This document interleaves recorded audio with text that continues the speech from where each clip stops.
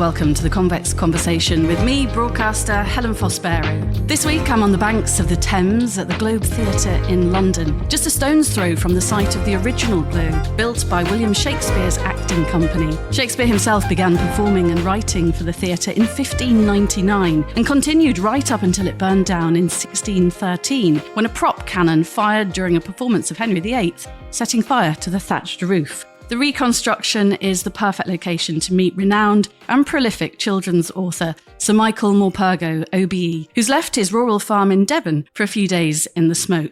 Michael's probably lost count of how many children's books he's actually written. We think it's around 150, including much-loved stories like Warhorse, Why the Whales Came, Kensuke's Kingdom, and The Butterfly Lion. And today he's launching his latest beautifully illustrated book, More Tales from Shakespeare, retelling more of his favourite Shakespeare works for a new generation. Michael, it's really lovely to meet you. My children grew up on your storytelling. Oh, that's really good. Wonderful. You didn't, clearly. No, I didn't grow up on your storytelling, but I've read them now. And I think it won't surprise you to know that probably Warhorse is my absolute favourite, which was brought to light so It seems to be the one beautifully. that a lot of people relate to. My wife likes it best, mostly because it's about Devon and it's about a horse. Yes, well, we'll get into a bit of Warhorse later if we may. But first of all, I hear it's your birthday very soon, and I've taken rather a bold step.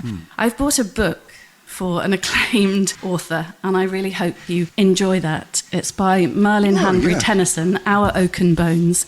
And I thought, given your love of nature and forests and the woods... That's lovely of you. I thought you'd enjoy that story. It's a wonderful, beautiful and story. Joanna Lumley's written something wonderful about it. I know, it's amazing. It's an How incredible good is book. that? And he's not too far away from you at Cabilla in Cornwall. That's so, right. I love the cover too. Yeah, I know how much you love trees and nature. That's really so happy great. birthday, Michael. Bless you. It's fitting, isn't it, to be meeting here today at the Globe, a really special place. Tell me a bit about your new book and the thinking behind it. Well, More Tales from Shakespeare is the second in just the two.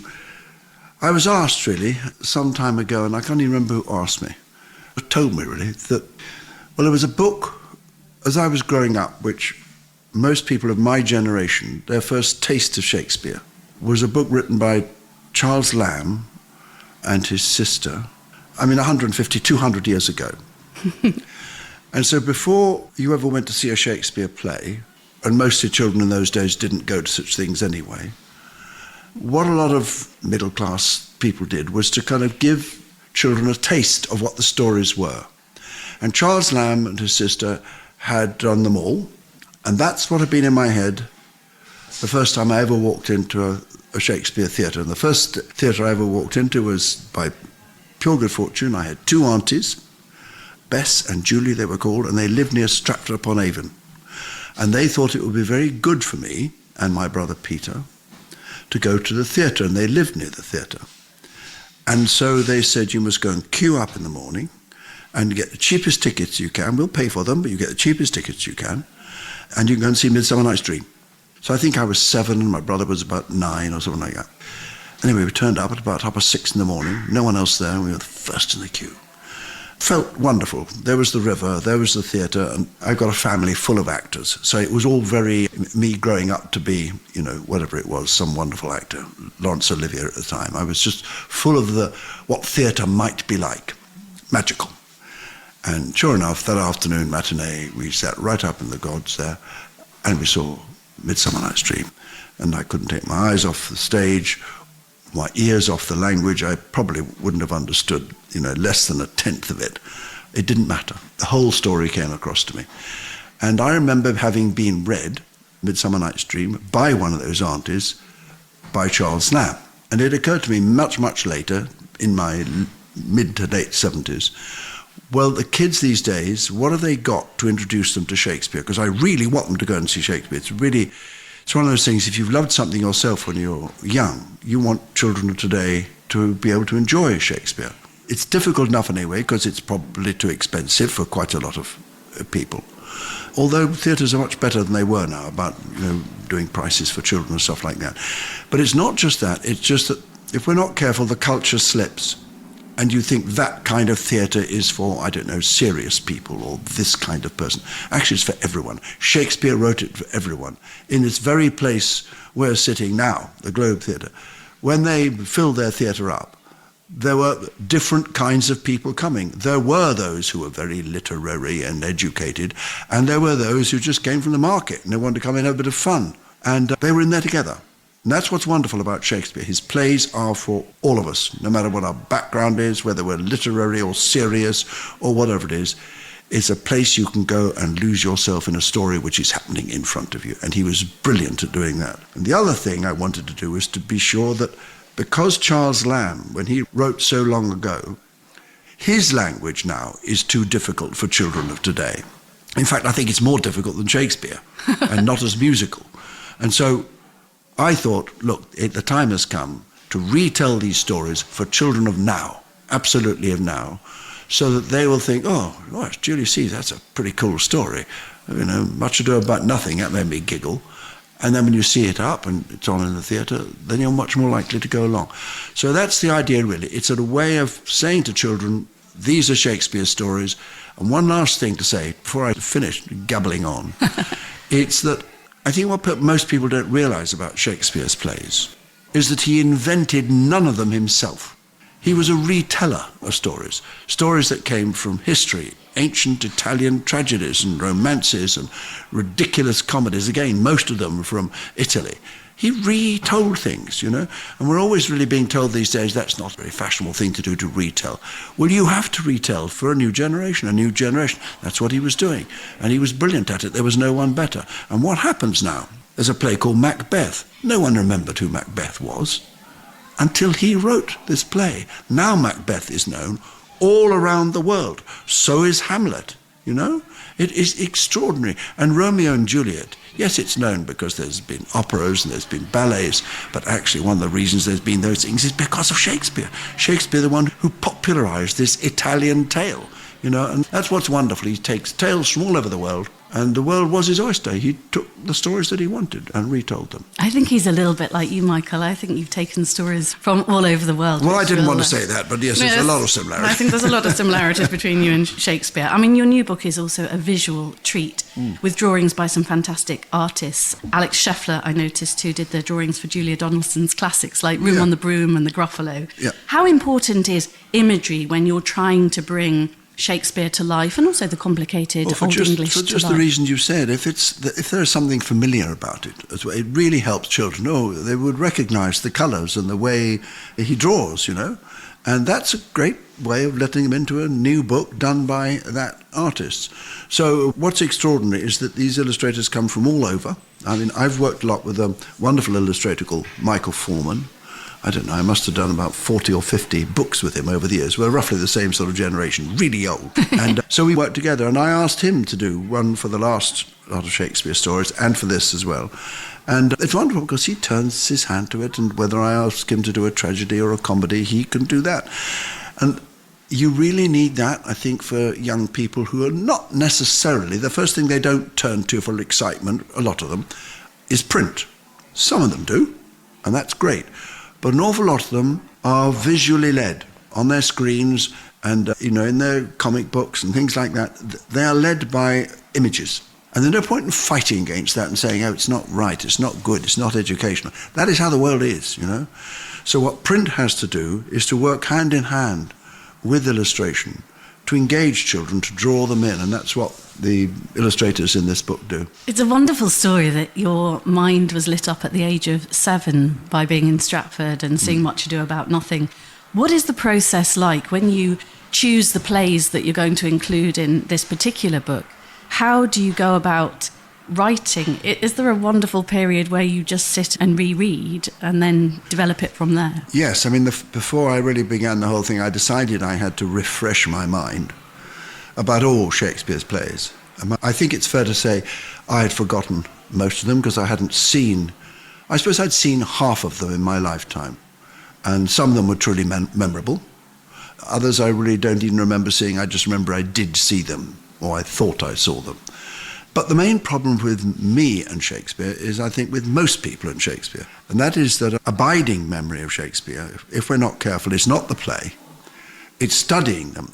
You're so right. In my case, it was O-level. These days, it's GCSE or A-level. And so what do you take from that? If you've got a wonderful English teacher and you really love doing it, And that English teacher thought, well, no, I've got to take these kids to the play so that they can see the play that we're studying, because that's what Shakespeare wrote it for. If you have an enlightened teacher like that, then that's great. However, if you're just studying it and you're trying to remember text and you're doing comprehension tests on the text and you're doing analysis of character and analysis of plot, for many children, it simply becomes an exercise on paper that you have to do well at in order to pass an exam. And Shakespeare becomes that if we're not careful. Of course, I'm not sure he would have loved that. It certainly hasn't helped his cause, because that puts as many people off Shakespeare if you're ordinarily taught. If you find it difficult, you think, it's not the kind of thing I really like, it's a bit old, it's a bit antique, and, what do I really care about Romeo and Juliet? Bring it up to date, what's your problem? It doesn't work for a lot of children. Again, another reason for writing these tales, because if you tell the tale and they get some sense of the variety of what Shakespeare did.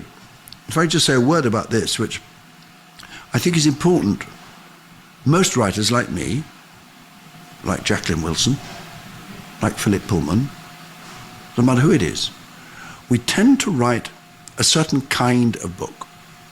Not totally, but we remember Philip Pullman because of his extraordinary fantasy adventures, just like Tolkien. His Northern Lights trilogy was the one I really loved. Yeah, absolutely. So you have other people who write historical novels. You have people who write funny books of one sort or another. Most people stick to what they do best. The brilliant thing about Shakespeare is he can write tragedy, he can write comedy, he can write history.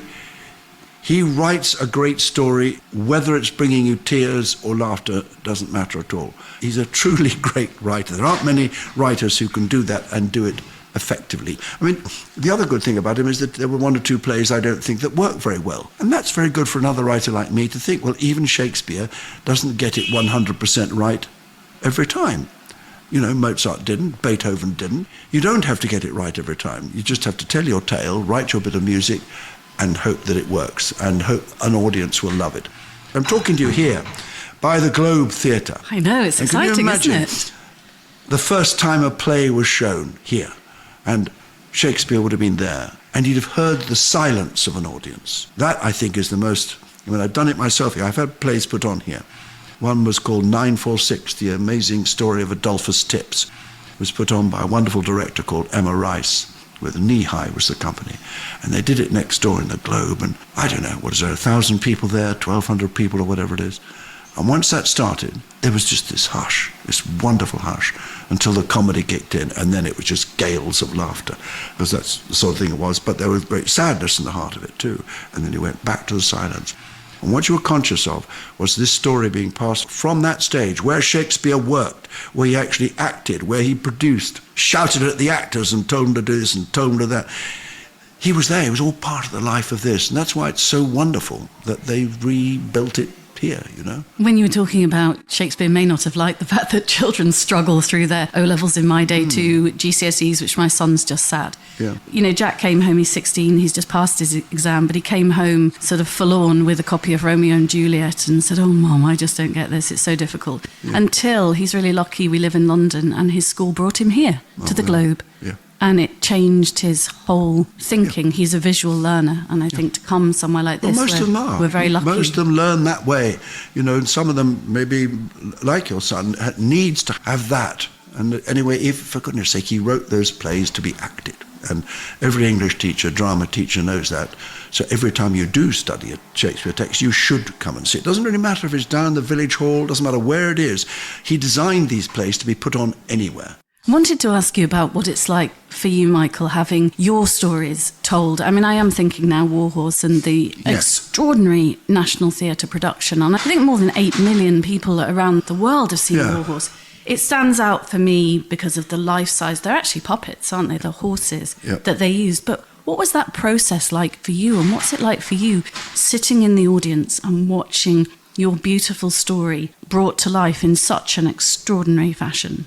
Well, it went through various stages. Did it? I bet it did. The extraordinary thing to say is that no other theatre, I think, in the world except the National Theatre could have done it, because it's state-supported, and it took well over 2 years to get it all together.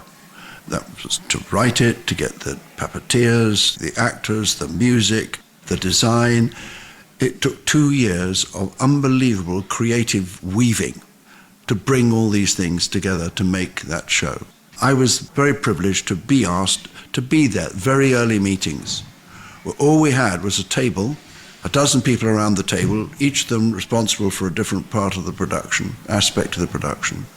And in the middle of the table there was this model of a horse, made out of bits of feather, leather, bit of wood, and it just stood there.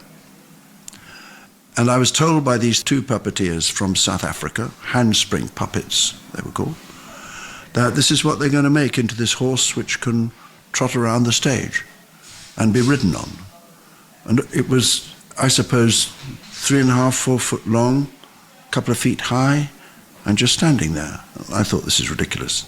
It's never going to work. And anyway, I had always been very skeptical about the fact that you could tell a story about the First World War and all its horror through the main character being a puppet. Because in my head, and I think in most people's head, if you've ever seen a horse on stage, it's a pantomime horse. We laugh at it. And most puppets, not all, but most puppets we do have a giggle at. That's how we respond. It's all wrong, because puppetry, of course, has a wonderful history dramatically all over the world, with the Japanese, the Chinese, all these people who are doing it, and the French, all of it. It's a very ancient way of telling a tale. But we had got to the stage where it was laughable here, and I didn't think it would work at all. But I was invited along to more meetings, and bit by bit you could see the drawings coming along, and you could see the next stage of the horse, which was just one experimental one, which worked quite well, but not perfectly, so they went back. And it was about design, it was about engineering, all these things were happening, and was being made in a garage in Cape Town in South Africa. I mean, it's just crazy stuff. And then the first night happened at the National Theatre down the river from here. And I was there, and I was very excited, as was everyone, including the people from the National who'd really put it all together. And it was a preview. First time it had been on stage. So I sat there, and I was conscious of the fact that it wasn't going very well. I thought it was wondrous in all sorts of ways. But I could tell the people who'd been working on it, Tom Morris and Marianne Elliott, and all the people who were directing it, Nick Heitner, they were all there watching it. And I could tell the shoulders were falling more and more. And at the end, when I was very excited and I was clapping and all this, but I could tell they knew they had got stuff to do. And there were these little groups of them that looked rather depressed. And I looked around, and quite a lot of people who know theatre knew that it needed a lot of work, and it was supposed to come out in a week or something.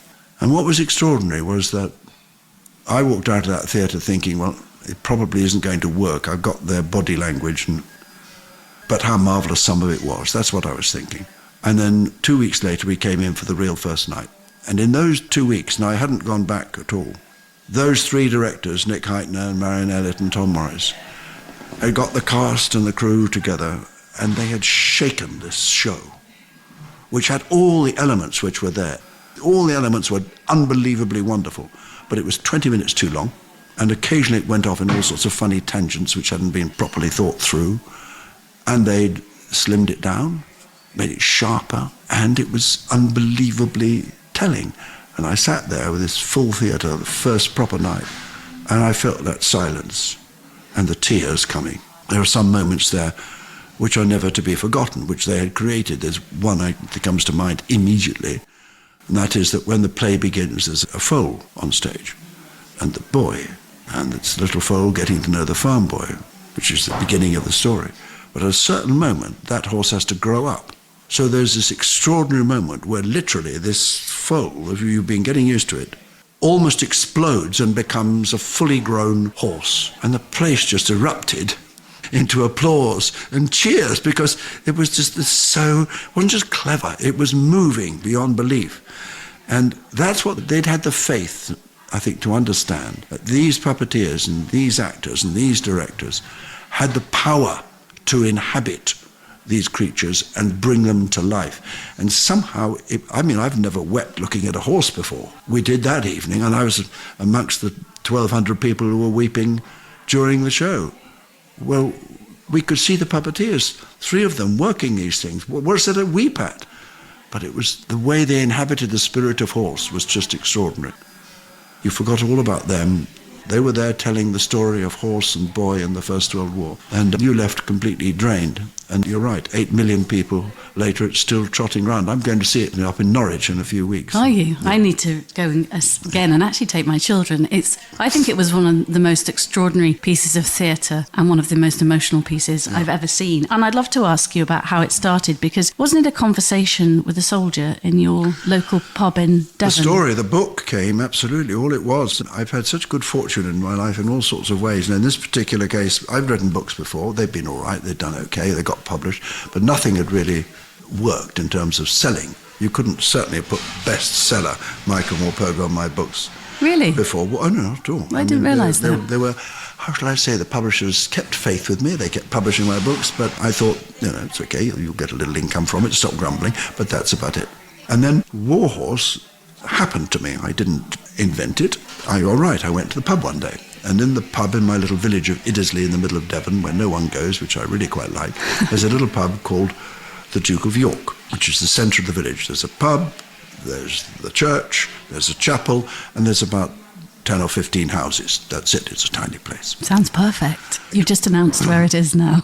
We don't want any visitors. And I'd been told, when I first arrived there just a year or so before, to set up this project, Farms for City Children, which my wife Clare wanted to set up and we were going to do together. We did do together. But we didn't know many people in the village, but we had been told by some friends she'd already made there that there were 3 old men in the village, octogenarians, all of them, my age now actually, over 80, who had been to the First World War when they were young. I'm talking now 40 or more years ago. And I walked into the pub one day and one of them was sitting by the fire nursing a pint, and it was called Wilf Ellis. And he was already in his 80s, and staring into the fire, wasn't a great conversationalist. I'd spoken to him once or twice, no more. I said hello, and to be friendly, I sat down opposite him in the chair opposite the fire, and he was there and I was there, and you've got to say something. So I broached the conversation, and I said, Wilf, I heard you went to the First World War when you were younger. He said, yep, well, he was younger, and they didn't say anything else. And he wasn't a great conversationalist, and so I had to keep asking questions to start with. So I said, what regiment were you in? He said, I was there with horses. And he said it like that. No, nothing more to start with. And I said, what do you mean? He said, cavalry, Devon yeomanry. Silence again. And then, and I have no idea why, this is what's extraordinary about the fortune, is he just started talking. And I hardly knew him, and he hardly knew me. And later his wife told me that he had never told anyone what he told me that day. He spoke for an hour and a half, 2 hours in front of the fire, about being 17 and going off to that war and what it had meant to him, the things that he'd seen. And he told me this one thing which made me write the story. He said, you can't imagine, and I'm not going to tell you, the most dreadful things that I saw and my pals saw. But what I can tell you is that it was all so horrible that we never wanted to talk about it amongst each other. So the horror of it, the dread of it, the fear of it, the sadness of it, the longing for home was not part of the conversation you had with your friends, because we were all going through the same stuff. He said, my best friend I could talk to, and my best friend was my horse. And he said, I go to the horse lines at night, really to say goodnight, but also to talk to my best friend. And I put my hand on his neck, and I talk into his ear, and tell him all that was in my heart. And he said, that horse was, I'm not making up, he said, that was my best friend. And then he said something which really upset me in terms of making me feel quite teary. He said, and that horse, he were listening. He were listening. And I thought, it's an old man, he's a bit teary himself, and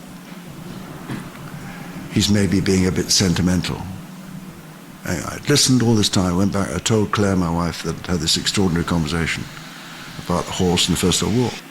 And I said, I need to find out more about those horses. And she said, yeah, why don't you ring up the Imperial War Museum tomorrow and find out about them? So I did. I rang up the Imperial War Museum in London, and the man on the end of the phone, when I asked the question, said about 1 million horses went to that war from this country. And I said, and how many came back? And they said, do we know that exactly? It was 65,000. So I did some sums in my head, and that was roughly the same numbers of men and women who had been killed in that war that were known. That's not counting civilians. It's not counting the other armies that were there. It's not counting the enemy. All of them used horses. All of them used horses. We lost nearly 1 million. They would have lost, in all, well over 10 to 20 million horses would have died in that war. And they died the same way we did, which is on the wire. Shell fire, bullets, exhaustion, drowning, all these things which we have known about through the poetry, through the films, or the history of the First World War, happened to the horses too. And it was because of that I thought, what is the point in another story about the First World War, told just from a British side, or indeed just from a French side? Wouldn't it be interesting if the horse told the story from all sides, so that you get a sense of the universal suffering of war, universal on every single side, you know? When a German soldier died, that German soldier had a mother and a grandma, and same thing with the Russians, same thing with an Italian, same thing with a French person. It was the same for everyone. And it was a pointless war. This was a war arranged by kings and tyrants, as most wars are. And it was the young men and young women and families and civilians who were dying in it. So I thought, well, then it could be a really interesting story. But how do you write a story written by a horse? It's stupid. It's as stupid as having a puppet on a stage. People aren't going to believe it, and they're going to think it's sentimental. There's one very famous book, Black Beauty, which is written the same way, with a horse telling the story. And then I got lucky, again, luck. I went up to read to the kids who come to the farm. We have these kids from, I don't know, London, Birmingham, Bristol, Manchester. They come with their class, 35 kids, a teacher, and they come to stay at a big house up the road. It looks a bit like Hogwarts or a palace, and they stay there and they go out to work on the farm for a week. I don't know, a couple of weeks only after I'd had this conversation and this thought was in my mind about writing a story, but I couldn't really, because it was sentimental. You can't do it. I was going up in the evening, it was November, it was dark, and I walked into the yard. And as I walked into the stable yard, the horse was there, and there was this boy standing right under the horse's head, his hand up on the horse's neck, and talking to the horse. And I knew he shouldn't have been, because I'd been told that boy was speechless. He'd been there for 5 or 6 days, and the teachers had told me, don't speak to Billy, because Billy doesn't speak. He hasn't spoken for the 2 years he's been at the school. We don't know why, but he's speechless. And if you try to make him speak by asking a question, he could run off. He's run off lots and lots of times. So don't ask him any questions. All the week I hadn't. And there I was walking into the yard, and he was talking to this horse. So I went round and through the vegetable garden, fetched the teacher, said, you've got to come and hear this. Speechless, you listen to this. And that boy was telling the horse all about his day on the farm, the animals that he liked best and all the rest of it. And I could see, this is what really made me write it, that it wasn't sentimental. This was one sentient creature making a proper intellectual and emotional connection with another sentient creature. And that other creature, the horse, was listening, just like the old man had said in the poem. So with that, I was able then to sit down and tell the story. So it's all good luck. You would have loved my grandfather. He went over the top at the Battle of the Somme. And when he died, aged 100, he was the last surviving member of the Grimsby Chums. And he never spoke about it until I did a documentary on the 75th anniversary of the Battle of the Somme. I didn't even know he fought there. And he told me all the wonderful stories. And he was a gentleman. You would have really loved him. Farms for city children has been a really important part of your life. Am I right in thinking that many years ago, Clare, your lovely wife, dragged you kicking and screaming to Devon? And yet it's been a very special and magical place for you, hasn't it? I think kicking and screaming, she'd probably be upset if I said it was that. But certainly it was her place. It was her dream place. And that is why we started it, because when she was a little girl of 7, she'd been taken down there by her daddy. Stayed in the pub. Her daddy was a rather wonderful man called Alan Lane, who began Penguin Books. And began Penguin Books? Yeah. You slipped that one in there. That's extraordinary. Well, it was slipped into my life too. Anyway, he was a truly remarkable man. He was, in large part responsible in the 1930s and 40s for an explosion in reading throughout the country, because he produced these little books which cost 6p at the time, so everyone could afford good literature for the first time, and books they wanted to read of all sorts and types. So he was responsible for this. He was an extraordinary man, and he's my father-in-law. And he took Clare down to, when she was 7, to stay at this pub in this little village because he knew the lady and the man who ran it, Mr. and Mrs. Rafferty. They were good friends. And Clare loved it. Loved Mr. and Mrs. Rafferty, who became like grandparents. Loved the freedom of being an urban or a suburban girl. Yes, she'd been to parks and things like this, but she could walk out of this pub in her wellies and go where she wanted to. So she could walk into the graveyard and find slow worms and frogs and beetles. She could walk down lanes and see the bird's nest. She could walk up the lanes and help the farmers feed their animals and groom their horses, and they'd give her lemonade and a sticky bun, and she'd go on to the next farm. And she got to be this little girl who walked the lanes and walked the farms. And she loved it so much she would come back holiday after holiday. Between the age of, I think, 7 and 13, 14, she came every single holidays because she insisted. So much so that her father couldn't come in the end, he was too busy, so she went down herself and stayed alone in the pub, and that's how she spent her time. And she loved it so much that when she grew up, the dream never went of this place being, really the heart of herself was in this place. But then she was lucky enough to meet me, and we were both teaching, and she came up with the idea. She said, look, I know, and you know, that in a class of children that we teach, half of them have wonderful parents, and it's a good school, and they're learning very well, and it's fine. But half the children do not come from homes where people talk, where people read, where people go out and do interesting things and fun things. And we're not succeeding with them. They're ending school the same way they went in. Disillusioned, disconnected, not reading books, not going to the theatre, all this sort of thing. I am who I am because of coming down to this place. What if we set up a place where we could invite children from London, Bristol, Manchester, wherever, and they could come 35 at a time, year 3, 4, 5 or 6 or whatever, with their teachers and work on the farm. She said, not just look. I didn't just look. I went and I did stuff. I felt useful for the first time in my life. That's what I like to do. Should we do it?